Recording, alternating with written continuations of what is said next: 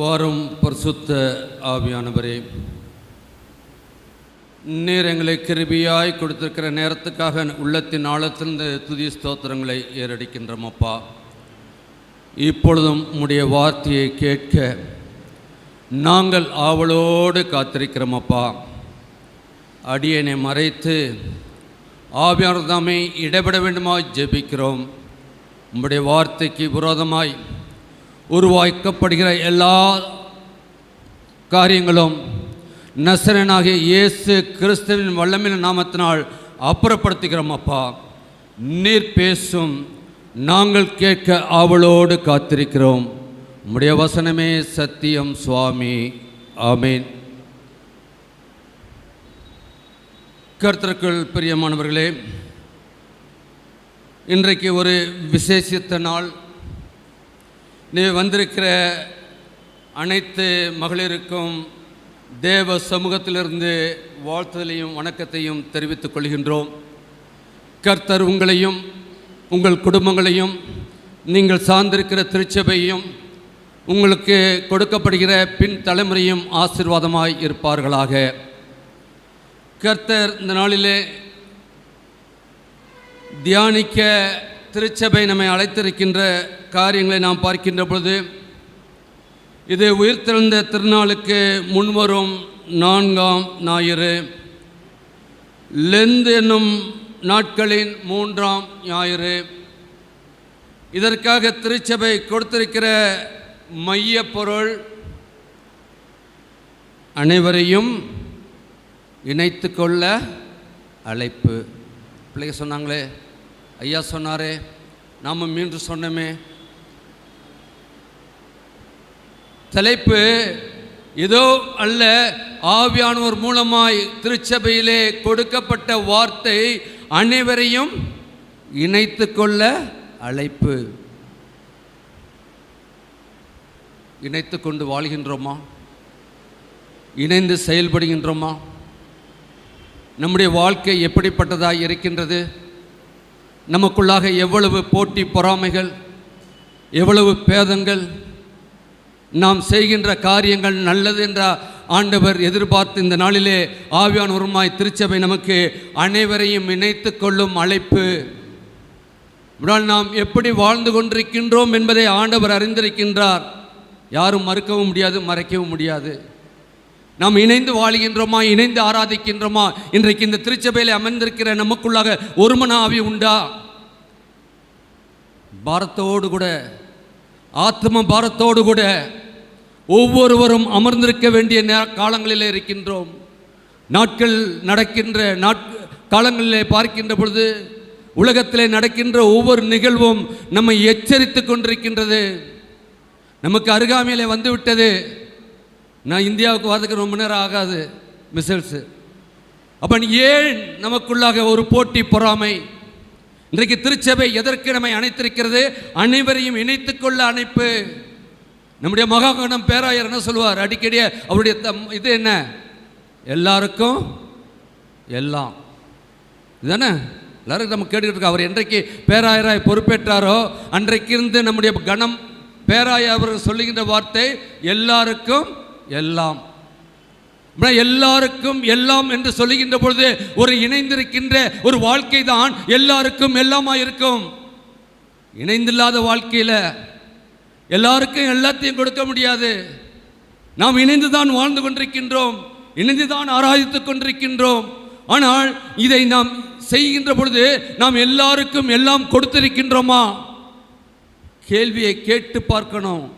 தேவ சமூகத்திலே கேள்வியை கேட்கின்ற பொழுது ஆண்டவர் பதில் கொடுப்பார். நாம் கேட்கின்றோமா? எல்லாரும் அழைக்கப்பட்டிருக்கின்றார்கள். அழைக்கப்பட்டவர்களுக்கு எல்லாருக்கும் எல்லாம் கொடுக்கப்பட்டிருக்கின்றதா?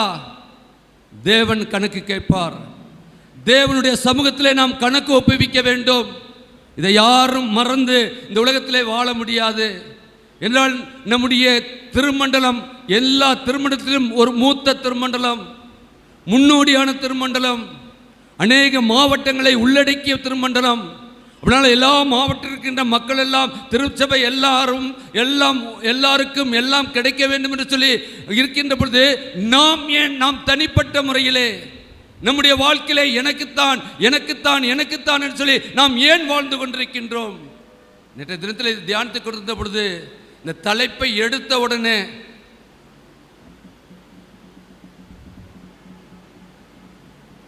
வசனத்துக்குள்ளாக போவதற்கு முன்னாக இந்த தலைப்பை எடுத்த உடனே ராத்திரி 11 ஆச்சு.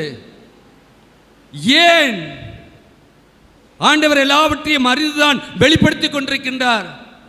இங்கு சொல்லுவது நான் அல்ல, ஆவியானவர் கொடுக்கின்றார். ஆவியானவர் கொடுக்கின்ற வார்த்தை உங்களுக்கு மட்டுமல்ல எனக்கும். நான் எப்படி வாழ்ந்து கொண்டிருக்கின்றேன்? எல்லாரையும் இணைத்து அரவணைத்து ஒன்றாக வாழ்ந்து கொண்டிருக்கின்றனா, அல்லது இவர்கள் வேண்டாம் அவர்கள் வேண்டாம் என்று சொல்லி நான் வாழ்ந்து கொண்டிருக்கின்றனா?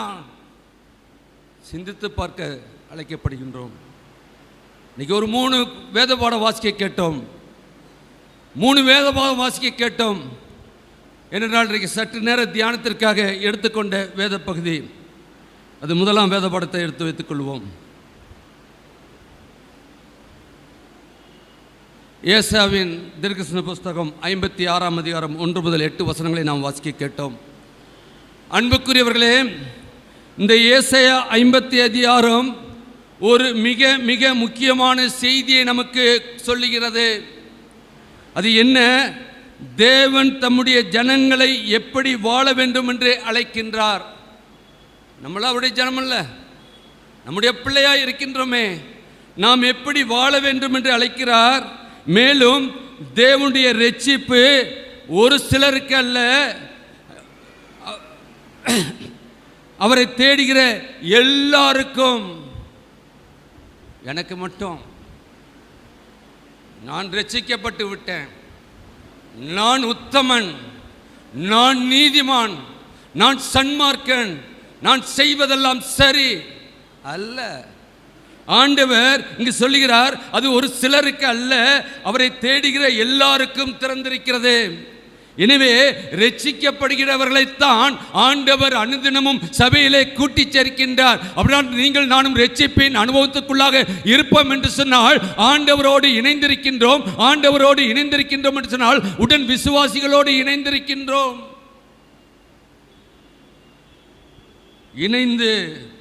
இணைந்து கொண்டு வாழ அழைக்கப்படுகின்றோம் என்றான்றைக்கு இதை ஒரு 3 சிறு தலைப்புகளில் தியானிக்க பரிசுத்த ஆவியானவர் நமக்கு கிருபை செய்வார். ஒன்று, தேவன் விரும்பும் வாழ்க்கை. தேவன் விரும்பும் வாழ்க்கை. இரண்டாவது, தேவனை தேடுகிறவர்களின் வாழ்க்கை. தேவனை தேடுகிறவர்களின் வாழ்க்கை. மூன்றாவது, தேவனுடைய ஆலய வாழ்க்கை. தேவனுடைய ஆலய வாழ்க்கை. அன்புக்குரிய திருச்சபை மக்களே, தேவன் விரும்பும் வாழ்க்கை என்ன? அது நீதி செய்யும் வாழ்க்கை. நீதி செய்யும் வாழ்க்கை. எடுத்தவர்கள் வாசிக்கலாமே. 56:1 கர்த்தர் சொல்லுகிறார், நீங்கள் நியாயத்தை கைக்கொண்டு நீதியை செய்யுங்கள், என் ரட்சிப்பு வரவும் என் நீதி வெளிப்படவும் சமீபமாயிருக்கிறது. அப்படின்றால் நீங்கள் நீதியை செய்யுங்கள், என் ரட்சிப்பு வரவும் என் நீதி வெளிப்படவும் சமீபமாயிருக்கிறது என்றால், இன்றைக்கு நாம் ரட்சிக்கப்படாத ஒரு அனுபவம் இருக்கின்றால் நம்முடைய வாழ்க்கையிலே நீதியை நடப்பிக்க முடியாது. அநியாயத்திற்கு நீங்கள் நானும் துணை போய் கொண்டிருப்போம். அக்கிரமக்காரர்களில் ஒருவராக எண்ணப்பட்டாரே இயேசு கிறிஸ்து, அதே போல நாமும் வாழ்கின்ற சமுதாயத்திலும் திருச்சபையிலும் அக்கிரமக்காரர்களாய் வாழ்ந்து கொண்டிருப்போம். நீதி நமக்குள்ளாக இருக்காது. நீதி எங்கு இருக்கின்றதோ அங்குதான் ஆண்டவருடைய ரட்சிப்பு உண்டு. அன்றைக்கு ரட்சிக்கப்படாத மக்கள் நீதி செய்ய முடியாது, நீதியான காரியங்களை செய்ய ஈடுபட முடியாது, அனைவரையும் அணைத்துக் கொள்ள செல்ல முடியாது. நாம் சிந்தித்து பார்க்க அழைக்கப்படுகிறோம். தேவன் தம்முடைய ஜனங்களுக்கு முதலில் நீதியை காக்கவும் நீதியை செய்யவும் அனைவரையும் இணைத்துக் கொள்ள வேண்டும் என்று சொல்லி அவர் கொடுக்கின்றார். கிறிஸ்தவ வாழ்க்கை என்பது வார்த்தையில் மட்டுமல்ல, ஏதோ நான் கிறிஸ்தவன் என்று சொல்லி நாம் வாழ அல்ல. வார்த்தையில் மட்டுமல்ல, வாழ்க்கையில் நீதியாக நடப்பது மிக மிக மிக முக்கியம். கிறிஸ்தவன் என்று சொன்னாலே அந்த நாட்களே சொல்லுவாங்க, என்ன சொல்லுவாங்க சொல்லுங்க, நம்ம முன்னோர்களாக இருந்திருக்காங்க, அவங்க ஒழுங்காக வேலை பார்ப்பாங்க, ஒரு லஞ்சம் வாங்க மாட்டாங்க, யாருக்கும் துரோகம் செய்ய மாட்டாங்க. அவங்கள நம்பி போனால் நமக்கு நம்முடைய முன்னோர்கள் வாழ்ந்திருக்காங்க. எத்தனையோ புறமதஸ்தர்களை படிப்பதற்கும் அதற்கும் அவர்கள் உதவி செய்து இன்றைக்கு தூக்கிவிட்டு அவரெல்லாம் அப்பா என்று நாங்கள் கூப்பிடுகிறோம். அவர்கள் கூப்பிடுகிற பொழுது எவ்வளவு சந்தோஷம். அப்படித்தானே வாழ்ந்தார்கள். அப்படினால் இன்றைக்கு வாழ்க்கையிலே நீதியை நடப்பிப்பது முக்கியம் என்பதை நாம் அறிந்து கொள்ள அழைக்கப்படுகின்றோம். தேவனுடைய ரட்சிப்பு நெருக்கமாக இருக்கிறது, ரட்சிப்பு நெருக்கமாக இருக்கிறது என்று நினைவுபடுத்துகிறார். என்னால் ரட்சிக்கப்படவில்லை என்று சொன்னால் நீங்கள் நானும் எங்கே போக முடியாது, எங்கே போக முடியாது. பரலோகம் நினைச்சு பார்க்காதீங்க, நினைச்சு பார்க்காதீங்க. நீதியோட நீங்க நீதிக்கு இல்லாதபடி அநீதிக்கு நீங்கள் துணைபவர் என்றால் பரலோகத்தை நினைத்து பார்க்க வேண்டாம். உங்களுக்கென்று ஒரு ஸ்தலம் உண்டு, எனக்கென்று ஒரு ஸ்தலம் உண்டு. ஒருவேளை நான் நீதியோடு வாழாதபடி எனக்கு கொடுக்கப்பட்ட பொறுப்பிலே நான் உண்மையும் உத்தமமாக இல்லாதபடி நீதியோடு என்னுடைய காரியத்தை செய்யாதபடி நான் இருப்பேன் என்று சொன்னால் நிச்சயமாக எனக்கு ஒரு இடம் உண்டு. ஆனால் நீதியோடு இருப்பேன் சொன்னால் அதற்கும் ஒரு இடம் உண்டு. நான் நம்முடைய வாழ்க்கையிலே நாம் எப்படி வாழ்ந்து கொண்டிருக்கின்றோம் என்றால் மத்தேயு 6ஆம் அதிகாரத்தில் சொல்கின்ற பொழுது 33ஆம் வசனம் என்ன சொல்றது? முதலாவது தேவனுடைய ராஜ்யத்தையும் அவருடைய நீதியும் தேடுங்கப்பா. அப்பா அம்மா, நீங்க தேவனுடைய நீதியை தேடுங்க. மனுஷனுடைய நீதி அழிந்து போகின்றது. 10 பேர் இருந்தா ஒரு நீதி, 5 பேர் இருந்தா ஒரு நீதி. இதுதான் தேவன் மனுஷனுடைய நீதி. ஆனால் தேவனுடைய நீதி மாறாதது. அது கொடுக்கப்பட்டது என்று சொன்னால் அதிலிருந்து யாரும் உங்களை மீட்க முடியாது என்றால் நீங்கள் அதற்கென்றே அழைக்கப்பட்டிருக்கின்றீர்கள். நீதி செய்யவில்லை என்று சொன்னால் அதற்கென்று பலனை நீங்கள் சந்திக்க முடியாது அழைக்கப்பட்டிருக்கிறீர்கள். என்னால் நீங்கள் ஒன்றாய் இணைந்து கொள்ளாத ஒரு வாழ்க்கை இருக்கும் சொன்னால் நீங்கள் எந்த சூழ்நிலையிலும் ஒழுங்கா பைபிள் வாசிக்கலாம், ஒழுங்கா ஜெபம் பண்ணலாம், ஒழுங்கா ஆலயத்துக்கு வரலாம். ஆனால் நீங்கள் இணைந்து காரியங்களை செய்யவில்லை என்று சொன்னால் நீங்கள் எந்த சூழ்நிலையிலும் நீதியை நடப்பிக்கின்றவர்களாக இல்லை, நீங்கள் அநீதிக்கு துணை போகின்றவர்களாக இருக்கின்றீர்கள். என அன்றைக்கு அநீதியை செய்ய முடியாது சத்துருவானவன் நமக்குள்ளாக கிரிகை செய்து கொண்டிருக்கின்றான். அதை யாரும் மறுக்கவும் முடியாது, மறைக்கவும் முடியாது. இதோ நாம் வாழ்ந்து விட்டோம் அல்ல. மீகா தீர்க்கதரிசி சொல்லுகின்றார் 6ஆம் அதிகாரம் 8ஆம் வசனத்திலே, நியாயம் செய்து இரக்கத்தை சிநேகித்து உன் தேவனுக்கு முன்பாக மனத்தாழ்மையாய் நடப்பதே அல்லாமல் வேறே எண்ணத்தை கர்த்தர் உன்னிடத்தில் கேட்டார். பாருங்க, நம்முடைய கர்த்தர் கல்வாரியிலே கரம் நீட்டிருக்கிற கர்த்தர் கேட்கின்றார், கரம் நீட்டி கேட்கிறார். நியாயம் செய்து இரக்கத்தை சிநேகித்து உனக்கு தேவனுக்கு முன்பாக மனத்தாழ்மையாயிரு. மனத்தாழ்மை உண்டா? மனமேட்டிமை, மனமேட்டிமையோடு கூட வாழ்வோம் என்று சொன்னால் அதற்கான பலன் உண்டு. நியாயம் செய்து நியாயத்தோடு நடக்கின்றோமா? இரக்கத்தோடு சிநேகிக்கின்றோமா? இரக்கம் யாருக்கு? திருச்சபையில் இருக்கிற முடியாத ஒடுக்கப்பட்ட மக்களுக்கு இரக்கம். அதான இரக்கம். யாரெல்லாம் நம்மிடத்திலே கூட வாழ்கிறார்களோ அவர்கள் எப்படிப்பட்டவர்கள் என்று நான் விசாரித்து அவர்களுக்கு இறங்க வேண்டும். இரக்கத்தின் தேவனை நாம் ஆராதிக்கின்றோம், இறங்குகின்றோமா? நியாயம்.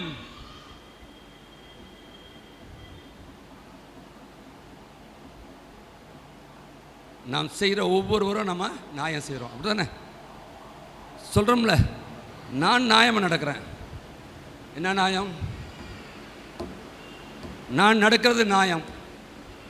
அப்படிதான் எல்லாருமே பேசிக்கிட்டு இருக்கோம். நியாயம் என்கிற போது அங்கு நீதி காணப்பட வேண்டும். ஆண்டவர் எல்லாவற்றையும் அறிந்திருக்கிற கர்த்தர். நாம் நியாயமாய் நடக்கின்ற பொழுது ஆண்டவர் நம்மோடு கூட இருக்கின்றார். அந்த ரட்சிப்பின் அனுபவம் நமக்கு உண்டு.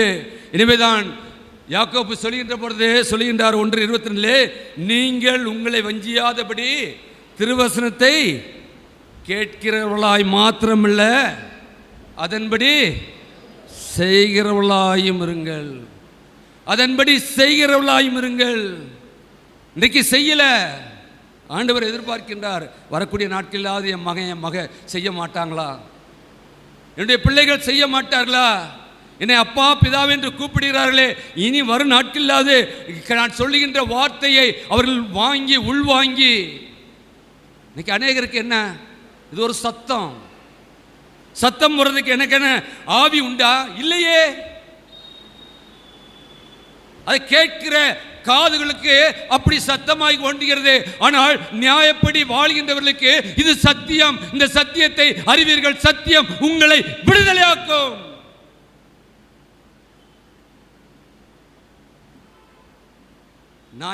நியாயம்,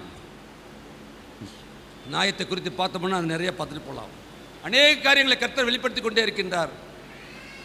ஏன்னா நாம் வாழ்கின்ற திருச்சபையிலே தான் நாம் பார்க்கின்றோமே, நம்முடன் விசுவாசிகளுடைய வாழ்க்கையை நாம் கர்த்தர் நமக்கு வெளிப்படுத்தி காட்டிக் கொண்டிருக்கின்றாரே. வசனத்தை வாசிக்கின்ற பொழுது ஆண்டவர் அநேக காரியங்களை சொல்கின்றாரே.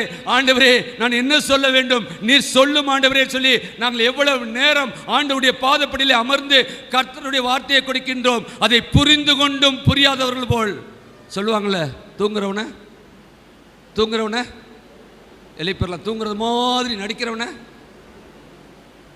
இன்னைக்கு அதுதான் இன்னைக்கு திருச்சபையிலே எங்கு பார்த்தாலும் எங்கும் பிரச்சனை, போராட்டங்கள்.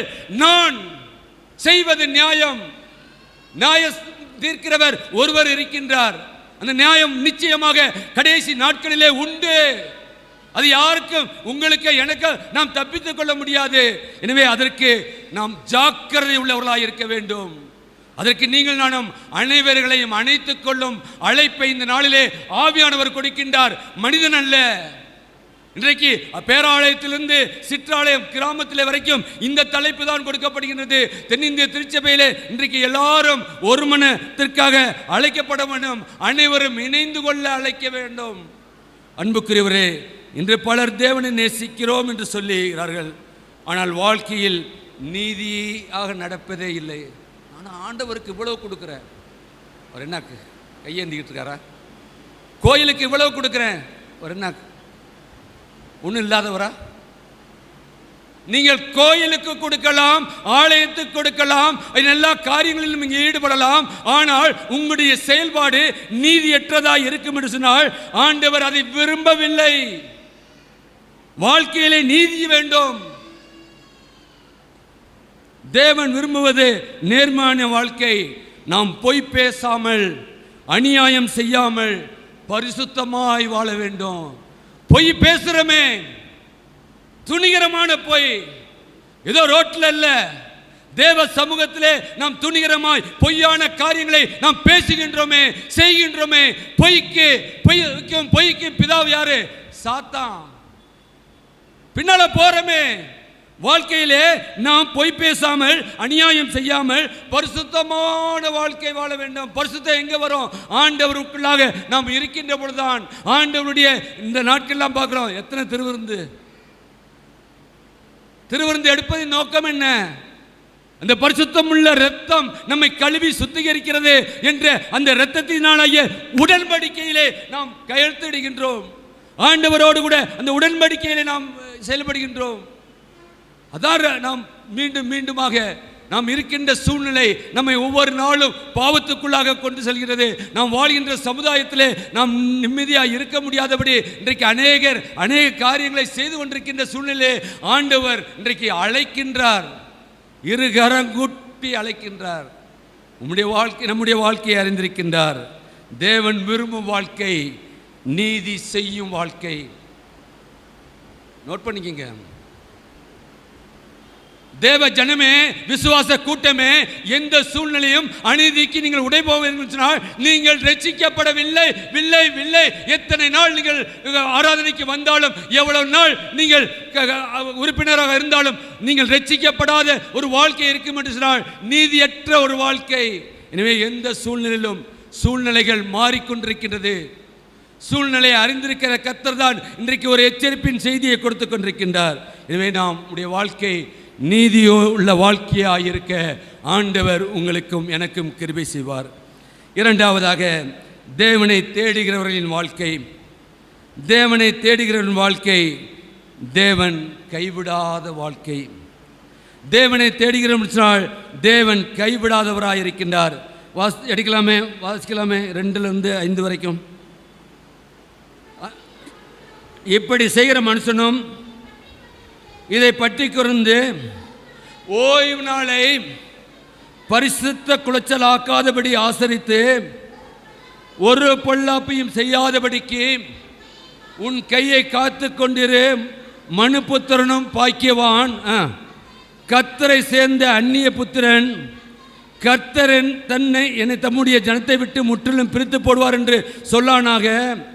அன்னகனுக்கும் இதோ நான் பட்ட மரம் என்று சொல்லானாக. என் ஓய்வு நாள்களை ஆசரித்து எனக்கு இஷ்டமானதை தெரிந்து கொண்டு என் உடன்படிக்கையை பற்றிக்கொள்கிற அன்னர்களை குறித்து கர்த்தர் சொல்லுகிறது என்னவென்றால், நான் அவர்களுக்கு என் ஆலயத்திலும் என் மதிலுக்குள்ளும் குமாரனும் குமார்த்திக்கும் உரிய இடத்தையும் கீர்த்தியை பார்க்கலும் உத்தம இடத்தையும் கீர்த்தியும் கொடுப்பேன். அல்லேலூயா. ஆண்டவர் சொன்னதுதான். நீங்களும் நானும் ஒதுக்கி வைக்கிற மக்களுக்கு ஆண்டவர் அதே ஆலயத்திலே கீர்த்தியையும் புகழ்ச்சியையும் கொடுப்பேன் என்று சொல்லி அவர் சொல்லுகின்றார். எனவே ஆண்டவர் செய்யாமல் இருக்க மாட்டார். அவர் நீதி உள்ள நியாயாதிபதியை என்று நாம் அறிந்திருக்கின்றோம்.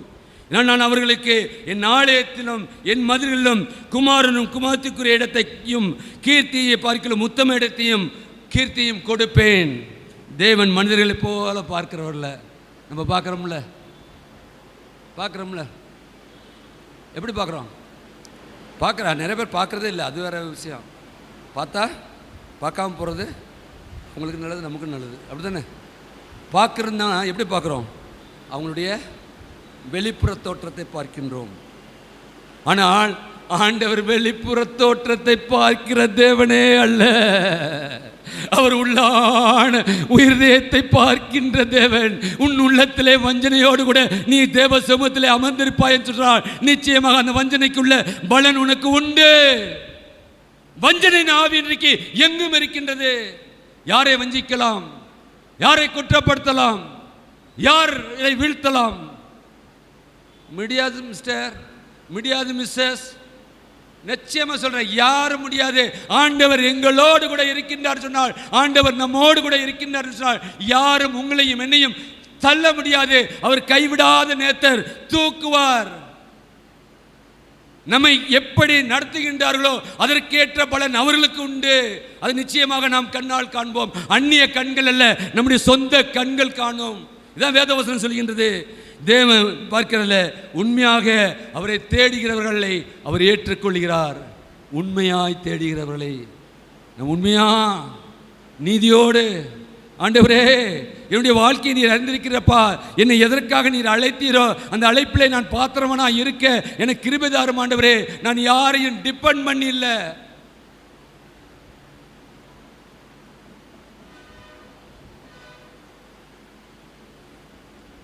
அன்புக்குரியவர்களே, ஆயரை யார் அபிஷேகம் பண்ணினார்களோ, பேராயர் அபிஷேகம் பண்ணினார். அதே பேராயர் தான் அடியனையும் அபிஷேகம் பண்ணினார். ஆனால் அவர் ஆயராக, ஆயர் வட்ட தலைவராக இருக்கின்றார். நான் கௌரவ ஆயராக அபிஷேகம் பண்ணப்பட்டிருக்கின்றேன். அவருக்கு மூலியம் உண்டு, எனக்கு மூலியம் உண்டு.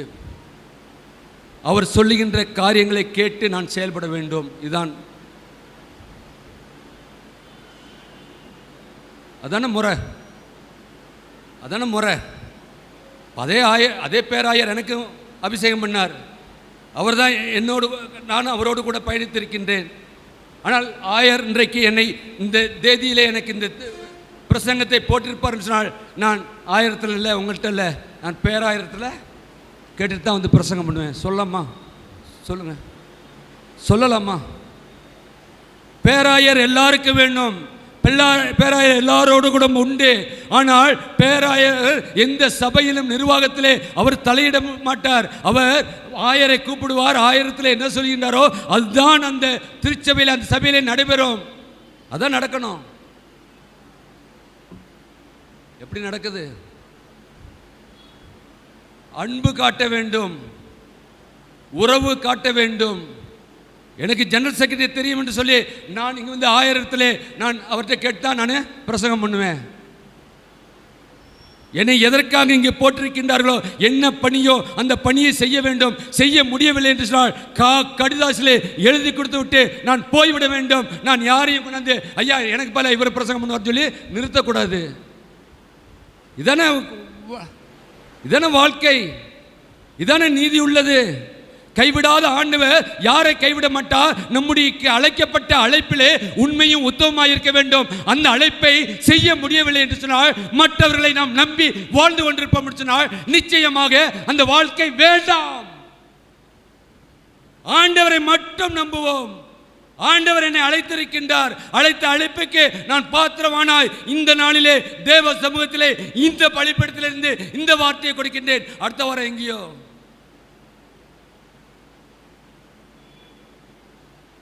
எதுக்கும்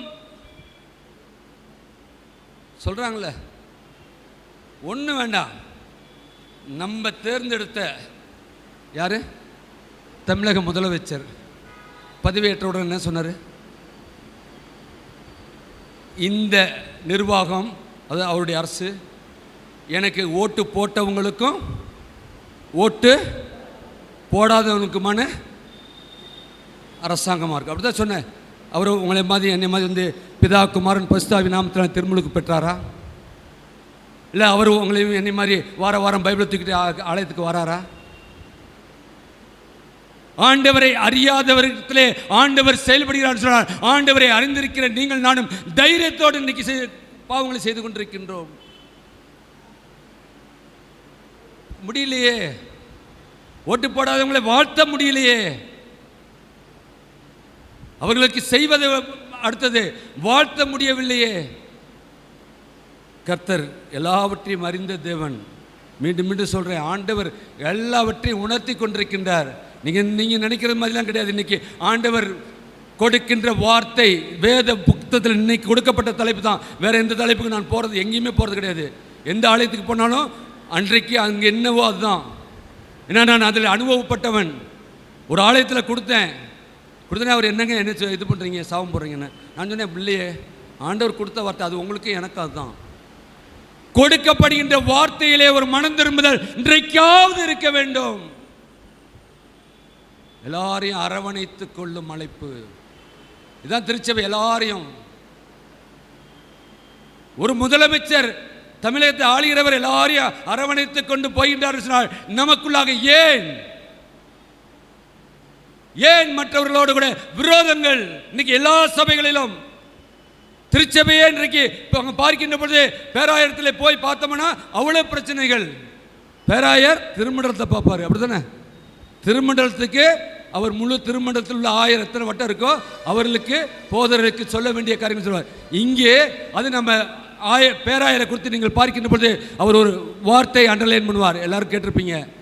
அவர் என்னோடு அடையாளப்பட்டிருக்கிற ஆயர் பெருமக்கள் மூலமாய் உங்களுக்கு வாழ்த்து சொல்லுகின்றேன், உங்களுக்கு நன்றி சொல்லுகின்றேன். அப்படினால் இன்றைக்கு நம் மத்தியிலே அமர்ந்திருக்கிற ஆயர் அல்ல, அவர் பேராயரின் அடையாளமாய் அங்கு அமர்ந்திருக்கின்றார். நாம் எப்படி வாழ்ந்து கொண்டிருக்கின்றோம்? ஏன் இந்த கீழ்ப்படியாமையின் இது? ஆண்டவர் எல்லாவற்றையும் அறிந்திருக்கின்றார். அப்போஸ்தலர் நடவடிக்கையில் பார்க்கின்ற பொழுது அங்கே பார்க்கணும் 10:34-35. அப்போஸ்தலர் நடவடிக்கை 10:34-35. அப்போஸ்தலர் நடவடிக்கை 10. தேவன் பட்சபாதம் உள்ளவர் அல்லவோ?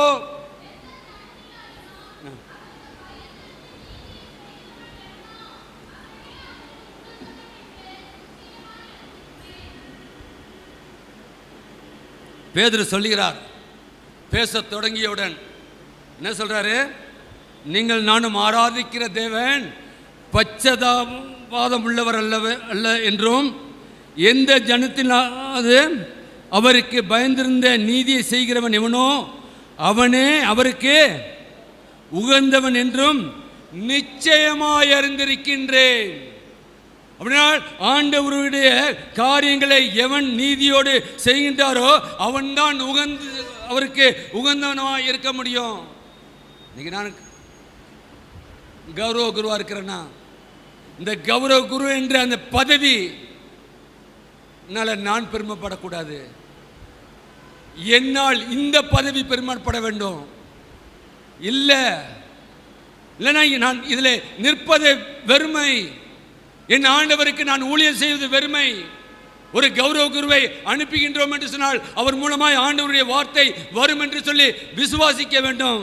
ஒரே ஒரு காரியத்தை சொல்லவா? இப்போ நம்முடைய பேராயர் சிவகாசி கவுன்சில் சேர்மனாக இருந்தாங்க.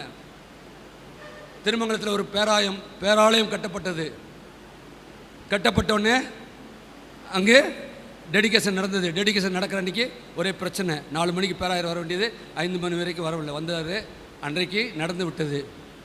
பிரச்சனையின் உடனே கடைசினே என்னாச்சு, அந்த போதகரை அந்த வாரம் மாற்றிட்டாங்க. இன்றைக்கி வெள்ளிக்கிழமை மாற்றிட்டாங்க. மாற்றிட்டு அந்த பேராலயம் 1.5 கோடி ரூபாயில் 1.60 இதில் கட்டப்பட்ட ஆலயம் அவர் கட்டி முடிச்சுன்னா கிளம்பிட்டு இது பண்ணிட்டார். அவரை மாற்றி விட்டாங்க. யார் கவுன்சில் சேர்மனாக இருந்தால் இப்பொழுது இருக்கிற நமது மகாகணம் பேராயர் அங்கே பிசி சேர்மனாக டேக்கன் ஓவர் பண்ணுறாரு. நான் அன்றைக்கி பசுமலையில் இருக்கேன்.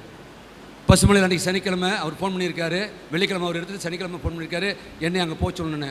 அங்கே இருக்க போது எனக்கு ஃபோன் பண்ணார். நான் அன்றைக்கி கொடை ரோட்டில் உபவாச கூட்டத்தில் போகிறேன்னு சொல்லிட்டு தான் போய் 1 மணி வரைக்கும் சுவிட்சை ஆஃப் பண்ணிவிட்டு அங்கே நடத்திக்கிட்டு இருக்கேன்.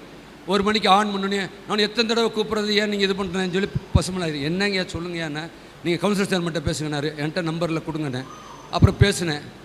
அவர் என்ன சொல்கிறார், நான் தான் அந்த சர்ச்சுக்கு பிசி சேர்மன். நாளைக்கு ஃபஸ்ட்டு சண்டே, மாதத்தின் முதல் நாள் ஞாயிற்றுக்கிழமை இது, வேறு யாரும் வரமாட்டாங்க, நீங்கள் போய் நடத்துங்க. நினைத்து பாருங்கள். அடுத்த வாரம் நான் போகிறேன். 8 மணிக்கு நானும் அம்மாவும் ஓடணும். ஏன்னா முதல் வாரம் நாங்கள் போனோம். போய் அங்கே உள்ள பிரச்சனைலாம் எனக்கு தெரியும். என்னமோ இது என்ன நம்மளை போடுறாங்களேன்னு போனால் 8 மணிக்கு போயிட்டோம். கோயில் குட்டி இருந்தார். அவர் இல்லைங்க அங்கே 9 மணிக்கு தான் ஆராதனை. ஒரு 8:30 மணிக்கு செக்ரட்டரி எல்லாம் பேசி இது பண்ணோன்னே அப்புறம் 9 மணிக்கு ஆராதனை நடைபெற்று, நீங்கள் என்ன நினச்சாலும் நினச்சிங்க, அவ்வளோ பெரிய ஆலயம். இங்கேருந்து நம்ம இது வரைக்கும் உள்ள ஆல்ட்ரு 13 தடவை கம்யூனியன் ஸ்தோத்திர காணிக்கை 3 தடவை எடுத்து எல்லாம் முடிச்சுட்டு கர்த்தர் கொடுத்த பலத்தோடு கூட அந்த புல்பீட்டு வானத்துக்கும் பூமிக்கும் நடுவில் நின்றுச்சு. இது மாதிரி கிடையாது, இன்னும் மேலே கொடுத்துட்டு வந்தாச்சு. அடுத்து பசுமலையில் வந்தார். அவர் பார்த்துட்டு, ஐயா நீங்கள் போயிட்டு எல்லாம் நல்லபடியாக இது பண்ணிட்டீங்கன்னு சொன்னாங்க, ரொம்ப தேங்க்ஸ்னாரு. யார்? கடவுள். எத்தனை போதகர் உண்டு. ஏன் இந்த அடியேனை அன்றைக்கு அனுப்ப வேண்டும்? முதல் வாரம் ஆரம்பிக்கப்பட்ட ஒரு ஆலயத்திலே போய் அப்புறம் அந்த ரிலேஷன்ஷிப் இன்றைக்கும் எங்களோட பேராயரோடு உண்டு. அதனால் நான் எல்லாம் பேராயிட்டு போவேன்னு சொன்னாக்கா போக முடியுமா? அன்றைக்கி அவருக்கு கடவுள் என்னை வெளிப்படுத்தினார், அவர் கூப்பிட்டார், போனேன். அப்படின்னா கடவுள் அவரோடு கூட பேசவில்லை என்றெல்லாம் அன்றைக்கி நான் இல்லை. எத்தனையோ சீனியர் பாஸ்டர்ஸ் உண்டு, எத்தனையோ ரிட்டையர்ட் பாஸ்டர்ஸ் உண்டு. அன்புக்குரியவர்களே, relationship is different, but administration is different. நாம் என்ன செய்கின்றோம்? நிர்வாகத்தையும் உறவையும் நாம் ஒன்று கூட்டி கொண்டு நாம் வாழ்ந்து கொண்டிருக்கின்றோம். உறவானவன் செய்கின்ற தப்புக்கு நாம் உடன் போய் கொண்டிருக்கின்றோம். உறவு ஒரு நாளும் கை கொடுக்காது. நாம் செய்கின்ற நீதிதான் ஆண்டவர் நம்மை கைவிடாமல் தூக்கி நித்தியத்திலே கொண்டு போய் விடுவார். உறவு இந்த உலகத்தோடு அழிந்து போகும்.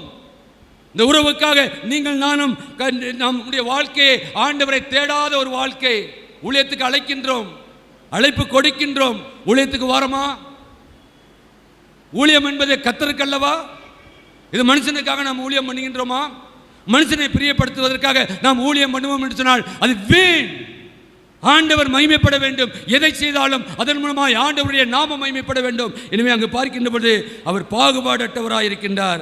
அதான் சங்கீதக்காரன் சொல்லுகின்ற பொழுது 34ஆம் சங்கீதம் 18 நொறுங்குண்ட இருதயமுள்ளவர்களுக்கு கர்த்தர் சமீபமாக இருக்கின்றார். இன்னைக்கு எவ்வளவு மனவேதனைப்படுத்துகிறோம், எவ்வளவு மனவேதனைப்படுத்துகிறோம். நான் அநேக காரியங்களை கர்த்தர் வெளிப்படுத்தி கொண்டிருக்கின்றார். நேரம் இது ஏன்னா இன்றைக்கு ஆலயத்தில் நடைபெறுகின்ற காரியம் இது ஒரு எச்சரிப்பின் செய்தியாக கொடுக்கின்றேன் என்றால், நான் இருந்த ஒரு ஆலயத்தில் பக்கத்தில் ஒரு ஆலயம் இருக்கின்றது. 4 பல்பு தான். பக்கத்தில் இருக்க இடம் 2.25 லட்சத்துக்கு பேசியாச்சு. ஆலயத்தில் சிறுக சிறுக குருவி சேர்க்கறது மாதிரி அங்கே எவ்வளோ சம்பளம்? இது ஒரு 4 ரூபா 50 பைசா காணிக்க சேர்த்து. அப்போ என்ன பண்ணோம்? அங்கே ஒரு பொறுப்பாளர் இருந்தார். நான் கணக்கு நான் தான் எழுதுறது. அவரையும் அங்கே இருக்க ஒரு மூத்த ஒரு பேர்லேயும் ஜாயிண்ட் அக்கௌண்ட்டில் போட்டு பணத்தை சேர்த்து அப்படியே சிறுக சிறுக சேர ஒரு 2 லட்சம் வரைக்கும். எத்தனை வருஷத்தில்? 2 வருஷத்தில் முடிக்கிறோம்னு சொல்லி அக்ரிமெண்ட் போட்டு 4 வருஷம் ஆச்சு. கொடுத்தோடனே 4வது வருஷம் உடனே அவங்க கூப்பிட்டு சொல்கிறாங்க, இன்னும் 25,000 கொடுத்துட்டு முடிச்சுக்கோங்க, 4 வருஷம் ஆகி போச்சு, பின்னால் பிரச்சனை வரும் சொன்னாங்க. ஆனால் அவர் கையெழுத்து போடுற அந்த ஒருத்தர் கூப்பிட்டோம்ல, அக்கௌண்ட் ஜாயிண்ட் அக்கௌண்ட் பொறுப்பாளர், பொறுப்பாளர் போய் அவர்கிட்ட கேட்குறாரு. கேட்டேன்னா, ஐயா இந்த மாதிரி நாளை மறுநாள் இன்றைக்கி 1ஆம் தேதி 2ஆம் தேதி 3ஆம் தேதி பத்திரம் போடலான் இருக்காங்க, அந்த 25,000 ரூபாயை கொடுத்துட்டா நாளைக்கு கொடுத்துட்டா பத்திரம் போட்டுடலாம். அப்போ போய் சொன்னோன்னே அவர் என்ன சொல்லியிருக்காரு, நான் அவங்ககிட்ட பேசிட்டேன், அவங்க 25 ரூபாயை விட்டு தரேன்ட்டாங்க, நீங்கள் போங்கன்ட்டார். திருப்பி வந்து அவங்ககிட்ட பேசணும், அவர் முடியாது, இப்போ வேல்யூ கூட 4 வருஷம் ஆச்சு, அதோட இங்கே இன்னும் ஜாஸ்தி விலைக்கு போகும், பட் நான் ஆலயத்துக்காக நான் கொடுக்குறோன்னு சொல்லி இது பண்ணியாச்சு. கடைசியில் என்ன நடந்தது, அவர்கிட்ட போய் சாயங்கால நேரம் டியூட்டி முடிஞ்சு வந்து நானும் அந்த பொறுப்பாளரை கூப்பிட்டு போய் உட்காந்து ரொம்ப பணிவோடு ஒரு பெரியவர்கிட்ட பேசுகிறோம்.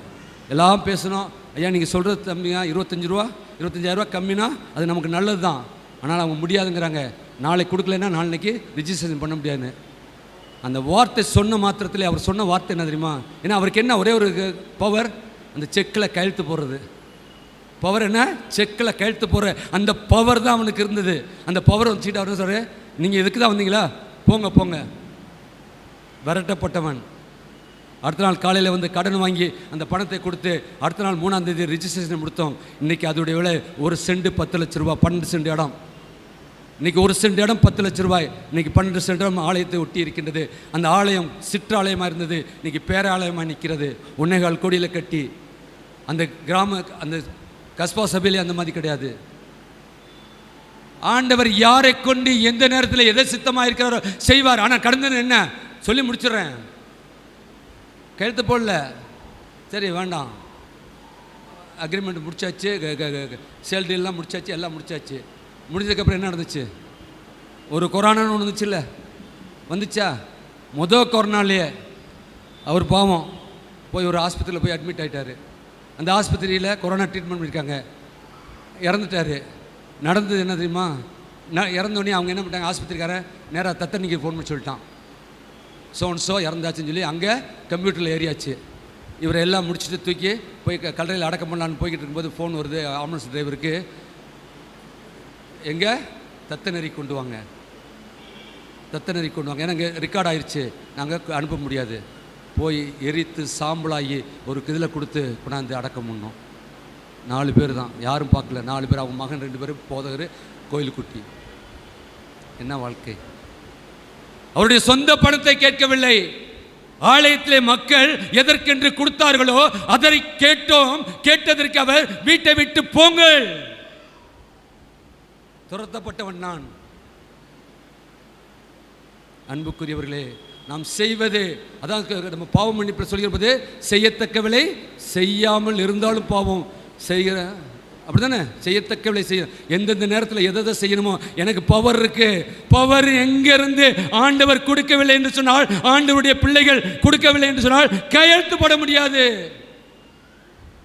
அன்றைக்கி குருவி சேர்த்தது மாதிரி தான் சொல்றேனே, 2.25 லட்சம் 4 வருஷம் ஆச்சு எங்களுக்கு கட்டி முடிக்க. அப்படின்னா எப்படி இருந்திருக்கும் பாருங்க, எப்படி நாங்கள் பிச்சை எடுத்திருப்போம் பாருங்க. இன்றைக்கும் பிச்சை எடுத்துக்கொண்டு இருக்கின்ற கடவுளுக்காக நாங்கள் பிச்சை எடுப்போம்.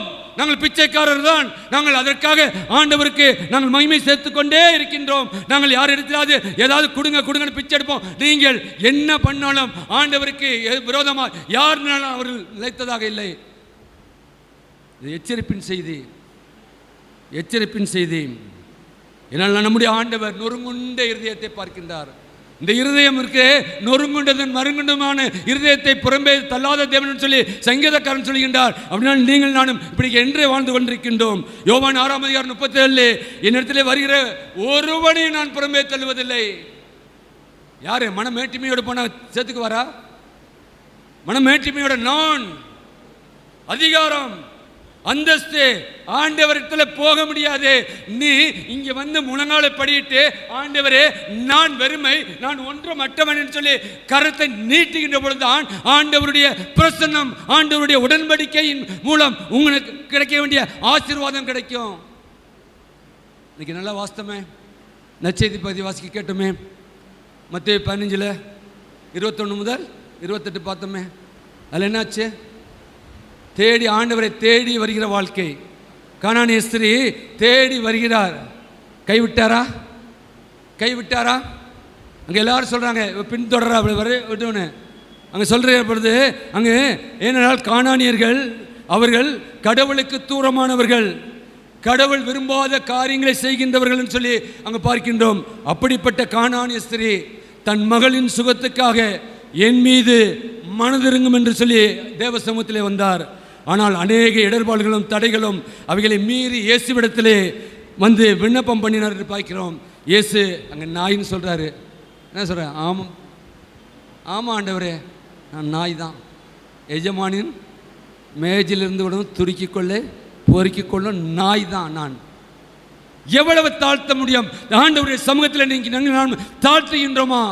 கானானிய ஸ்திரீயுடைய வாழ்க்கை தாழ்த்து நாயின்னு சொன்னோம்னே, ஆமா ஆண்டவரே நான் நாய் தான், ஆனாலும் எஜமான் மேடையிலிருந்து துணிக்கைகளை பொறுக்கிக் கொள்ளுமே என்று சொல்லி அங்கு பார்க்கின்றோம். அப்பொழுது அவர் அந்த ஸ்திரீயின் விசுவாசத்தை கண்டு என்ன சொன்னார்? உன் விசுவாசம் பெரியது. ஹல்லேலூயா, ஹல்லேலூயா. இன்றைக்கு மகளிர் தினத்தை கொண்டாடி கொண்டிருக்கின்ற மகளிரே, உங்களுடைய விசுவாசம் பெரியதாக இருக்க வேண்டும். கானானிய ஸ்திரீயிலே காணப்பட்ட அதே விசுவாசம் ஆண்டவர் வருகின்ற நாளிலே உங்களுடைய வாழ்க்கையை கண்டு அவர் உங்களுடைய விசுவாசம் பெரியதாக இருக்கிறது. நீங்கள் கூடி ஜெபிக்கின்றீர்கள், ஜெபியுங்கள். யாருக்காக? விசுவாசத்தின் கூட்டத்திற்காக, உங்களிடத்திலே ஊழியம் பண்ணுகின்ற ஊழியர்களுக்காக, நடைபெறுகின்ற ஊழியங்களுக்காக. ஊழியங்களுக்கு இன்னைக்கு எத்தனை தடை?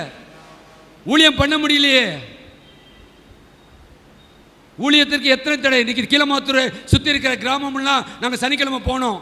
ஏன்னா நான் இங்கே ஆயராக பொறுப்பேற்க முன்னாடி டிஎன்ஜிஎம் அந்த ஊழியத்துக்கு தான் போயிருந்தேன். எல்லா பக்கம் போயிருக்கேன். அங்கிட்டு செக்கானூர், ஆலங்கானூர், உசிலம்பட்டி எல்லா கிராமங்களும் போயிருக்கேன். அந்த குரூப்பை கூப்பிட்டான். என்னைக்கு நம்ம கன்வென்ஷன் போட்டுமே, கன்வென்ஷனுக்கு எத்தனை பேர் வந்தீங்க?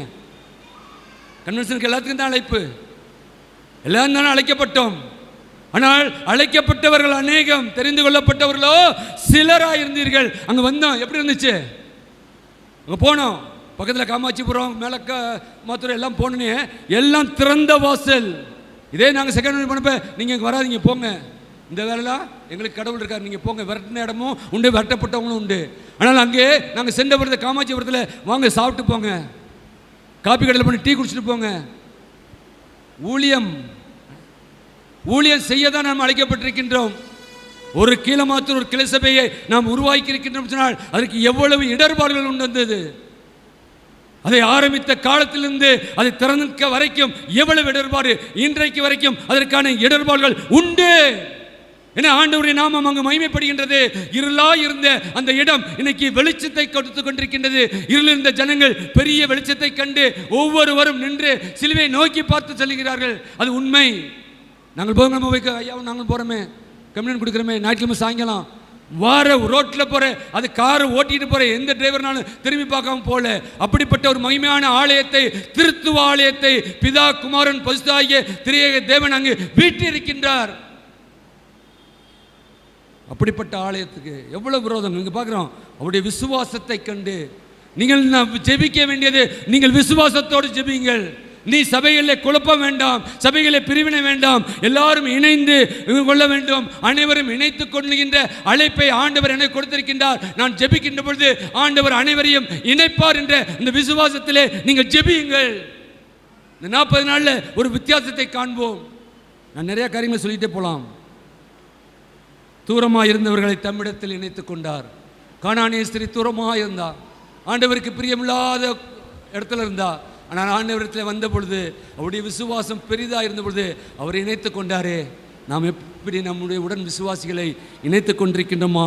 நான் தகுதியற்றவன், தேவன் என்னை ஏற்றுக்கொள்வாரா என்று சொல்லி நாம் நினைத்து கொண்டிருக்கின்றோம். நிச்சயமாக தேவனிடத்திலே நாம் வருவோம் என்றால் அவர் நம்மை கைவிட மாட்டார். ஹல்லேலூயா. கைவிடாமல் தூக்குவார். கலங்கி நிற்கிற வேளையிலே நம்முடைய கண்ணீரை துடைப்பார். நாம் திக்கு தெரியாமல் இருக்கின்ற பொழுது அவர் நமக்கு திசை காட்டியாக இருப்பார். இப்படித்தான் நடக்க வேண்டும் என்று சொல்லி நம்மை வழிநடத்துகின்றவராக இருப்பார். எனவே நீங்கள் ஜெபியுங்கள். 3வது குறிப்பு, தேவனுடைய ஆலய வாழ்க்கை. தேவனுடைய ஆலய வாழ்க்கை, ஜெப வாழ்க்கை. தேவனுடைய ஆலய வாழ்க்கை, ஜெப வாழ்க்கை. வாசிக்கலாமே 56:7. 56:7.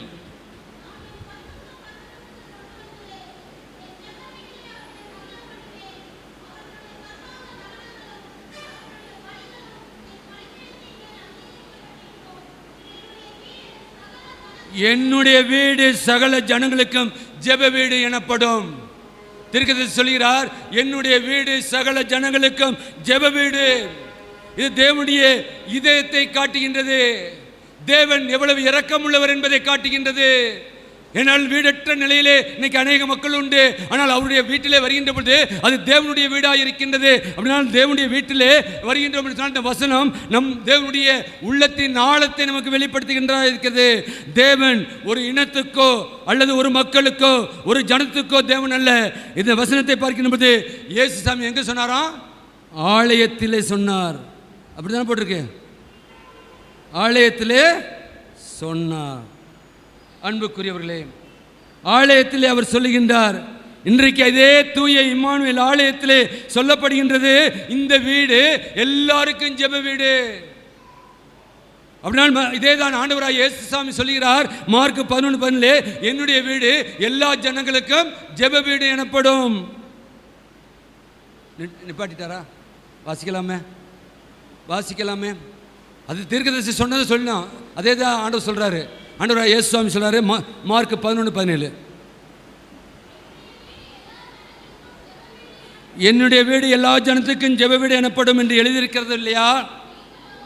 நீங்களோ அதை கள்ளர் குகை ஆக்கினீர்கள் என்று உபதேசித்தார். கள்ளர் குகை, கள்ளனுக்கு ஜெப வீட்டிலே வேலை இல்லை. கள்ளன் இருக்க வேண்டிய இடம் வேறு, ஆண்டவருடைய ஆலயத்திலே அல்ல. இங்க வந்து ஆண்டவருக்கு தெரியாம ஒன்ன நகட்டிட்டு போக முடியாது, ஒரு அடி ஸ்கேல் எடுத்துட்டு போக முடியாது. இன்னைக்கு வேணா சிசிடிவி பார்க்கலாம், சிசிடிவி பார்த்து அதை போடலாம். ஒரு அடி ஸ்கேல இங்க இருந்து ஆண்டவருடைய காணிக்கையிலே வாங்கப்பட்ட ஒரு அடி ஸ்கேல் இங்க இருந்து ஆண்டவருக்கு தெரியாம போகாது. ஆண்டவர் அதற்கு ஏற்ற கண்ணனை நிச்சயமாக கேட்பார். அதுக்கு பொறுப்பாளிகள் பொறுப்பு கொடுத்தே ஆக வேண்டும். யோவான் 17:21 சொல்லுகின்ற பொழுது அது நமக்கு எல்லாருக்கும் தெரியும். that they all may one. என்னது? அவர் எல்லாரும், சொல்லுங்களேன், நம்ம தென்னிந்திய திருச்சபை தான், அவர் எல்லாரும் ஒன்றாய் இருக்கவும். தென்னிந்திய திருச்சபை நமக்கு கொடுத்திருக்கின்ற மையப்பொருள் அவர்கள் எல்லாரும் ஒன்றாய் இருக்கவும். ஒன்றாய் இருக்கிறோமா? தென்னித்திருஞ்சனிய அங்கமா இருக்கின்றமே, ஒன்றாய் இருக்கிறோமா? எம்பளம் போட்டுறோம், லெட்டர் பேட்ல எம்பளம் போட்டுறோம், பேனர் போட்டா போட்டுறோம். that they all may one. உண்டா? ஆண்டவர் வருகின்ற நாளில் கணக்கு கேட்பார். வேற தெரியாத திருச்சபையில் இருந்துருப்பார். இதுக்கு அத்தனை ஏன்னா அங்கெல்லாம் விரட்டப்பட்டவங்க தான் கடைசி தென்னிந்திய திருச்சபை வந்து இப்படிப்பட்ட பிரச்சனைகளுக்கு காரணமாக இருக்கின்றார்கள். அங்கங்க ஓடுறது. ஏன்னா இண்டிபெண்டன்ட் சர்ச்சில் போய் யாரும் அதிகாரம் பண்ண முடியாது. அங்கே பாஸ்டர் என்ன சொல்கிறாரோ அதுதான் பார்ப்பாரு, இல்லைன்னா விரட்டுவார். ஆனால் தென்னிந்திய திருச்சபை நமக்கு என்று ஒரு சட்ட திட்டங்கள் இருக்கின்றது, நமக்கு கொடுக்கப்பட்டிருக்கின்ற உரிமை உண்டு. அந்த உரிமையை நாம் நிலைநாட்டி கொண்டிருக்கின்றோம். ஆனால் இன்றைக்கு திருச்சபையிலே எங்கெல்லாம் விரட்டப்பட்டார்களோ அவர்களெல்லாம் வந்து இன்றைக்கு தென்னிந்திய திருச்சபையிலே இன்றைக்கு எங்கு பார்த்தாலும் பிரச்சனையை உண்டு பண்ணி கொண்டிருக்கின்றார்கள். வாசிக்கலாமே 1 கொரிந்தியர் 3:17. அப்போஸ்தலனாகிய பவுல் மிக அருமையாக சொல்கிறாரு, வாசிக்கலாமே 1 கொரிந்தியர் 3:17. ஒருவன் தேவனுடைய ஆலயத்தை கெடுத்தால் தேவன் அவனை கெடுப்பார். போதும். அப்படின்னா ஆலயத்தை கெடுக்கிறதுனா கடப்பார வச்சு இடிக்கிறதா? நடைபெறுகின்ற ஊழியங்கள், நடைபெறுகின்ற காரியங்களிலே நாம் தேவையில்லாத பிரச்சனைகளை உண்டு பண்ணி பிரச்சனைக்குள்ளாக பிரச்சனையை உண்டு பண்ணுவோம். என்ன அதான் கெடுக்கிறது. ஒரு சமாதானத்தை குலைக்கின்ற சத்துருவான் இன்றைக்கு எங்கு பார்த்தாலும் எல்லா சபைகளிலும் இன்றைக்கு இருக்கின்ற சூழ்நிலை. ஆண்டவர் சொல்கிறார் அவனை தேவன் கெடுப்பார். பவுலுடைய சொல்கின்றார், நம்ம அல்ல, நான் அல்ல, நீங்கள் அல்ல. நான் ஒருவேளை இந்த ஆலயத்தை கெடுப்பேன் என்று சொன்னால் தேவன் என்னை கெடுப்பார், அது நிச்சயம். இந்த ஆலயத்தில் நடைபெறுகின்ற ஊழியத்தை நான் கெடுப்பேன் என்று சொன்னால் அது நிச்சயம். அறிந்து கொள்ள அழைக்கப்படுகின்றோம். கலாத்தியர் 3:22 சொல்கின்ற பொழுது, அப்போஸ்தலனாகிய பவுல் கலாத்தியர் சொல்லும் பொழுது, நீங்கள் எல்லோரும் கிறிஸ்து இயேசுவுக்குள் ஒன்றாய் இருக்கிறீர்கள். என்றைக்கு ஒன்றாக இருக்கிறோமோ அப்பொழுதுதான் அனைவரை இணைத்துக் கொள்கின்ற வாழ்க்கை என்பதை நாம் அறிந்து கொள்ள அழைக்கப்படுகிறோம் என்றால் இன்னும் வெளிப்படுத்தின வாஸ்தமே பிள்ளைகள் அழகாக சொல்ல 9வது வசனம், எல்லா ஜாதி மக்களும் தேவனை துதித்து ஆர்ப்பரிப்பார்கள். அது எப்போ சொல்லுவோம்? கடைசியில் யாராச்சும் இறந்துட்டாங்கனாக்கும் வாசிக்கிறது. அப்படிதான் நேற்று நான் எடுத்து பார்த்தேன். இன்றைக்கி மகளிர் தினமாக இருக்குது, ஆனால் சொல்லப்படுகின்ற வார்த்தை இன்றைக்கி நிருப பகுதியாக கொடுத்துருக்க 2வது பாடமாக பார்க்கணும் போது அப்படினால் அதில் என்ன, நாம் சிங்காசனத்திற்கு முன்பாக நிற்கக்கூடிய அந்த வாழ்க்கை இந்த உலகத்திலே வாழ வேண்டும். இவர் நாம் வெள்ளங்கி தரித்தவர்களாய் தேவ சமூகத்திலே அமர்ந்து ஆண்டவரை ஆராதிக்கின்றவர்களாய் இருக்க வேண்டும். அதுதான் சொல்றாரு. இவர்கள் யார்? இவர்கள் மிகுந்த உபத்திரத்தில் வந்தவர்கள். உபத்திரம் உண்டு, உங்களுக்கு உலகத்திலே உபத்திரங்கள் உண்டு, ஆனாலும் திடன் கொள்ளுங்கள், நான் உலகத்தை ஜெயித்தேன், நீங்களும் ஜெயிப்பீர்கள். இதுதான் வேத வசனம். தேவாலயம் என்பது அனைவரும் வரக்கூடிய இடம், அனைவரும் ஜெபிக்கக்கூடிய இடம், அனைவரும் தேவனை சந்திக்கக்கூடிய இடம். அதை நாம் மற்றவர்களை தள்ளாமல் அனைவரையும் இணைத்து தேவனிடத்திலே கொண்டு வர வேண்டும். அன்புக்குரியவர்களே, நீதியான வாழ்க்கை வாழ வேண்டும். 2வது, தேவனை உண்மையாய் தேட வேண்டும். 3வது, தேவனுடைய ஆலயத்திலிருந்து கிடைக்கின்ற கிருபைகளையும் ஆசீர்வாதங்களையும் பெற்றுக்கொள்ள வேண்டும். அப்படி வாழ்கின்ற பொழுதுதான் நாம் அனைவரையும் இணைத்து கொண்டு நாம் வாழ்கின்றவர்களாக இருக்கின்றோம், அநேகரை தேவனிடத்திலே அழைத்து வருகின்றவர்களாக இருக்கின்றோம். எனவே கேட்ட சத்தியத்தை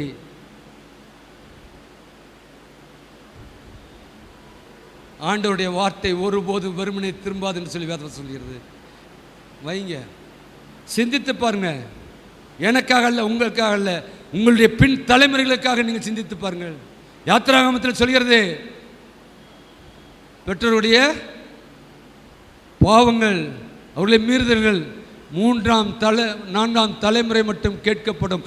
சாபத்தை கொண்டு போய் விட்டு விடாதீர்கள், அவர்களுக்கு ஆசீர்வாதத்தை கொடுக்கும்படியாய் இந்த நாளிலாவது.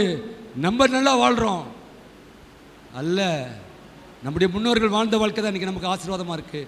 நாம் வாழ்கின்ற வாழ்க்கை தான் நம்முடைய பிள்ளைகள் பேரப்பிள்ளைகளுடைய வாழ்க்கையாக இருக்க போகுது. ஆனால் அதை நினைத்து பார்த்து நாம் சிந்தித்து பார்த்து செயல்படுவோம். அப்படிப்பட்ட ஒரு வாழ்க்கையை இந்த நாளில் வாழவும். திருச்சபை கொடுத்த அனைவரையும் இணைத்து கொள்ள அழைப்பு என்ற வார்த்தை நம்முடைய காதிலே துணித்து கொண்டே இருக்கட்டும். இது வரைக்கும் நாம் எப்படி இருந்தோமோ ஆண்டவர் அறிவார். இந்த நாளிலாவது நாம் யாரை இணைத்து கொண்டிருக்கின்றோம்? இணைக்கக்கூடாதவர்களே, அதை சொல்லுவாங்களே, நீ யாருப்பா, உன் ஃப்ரெண்டை சொல்லு,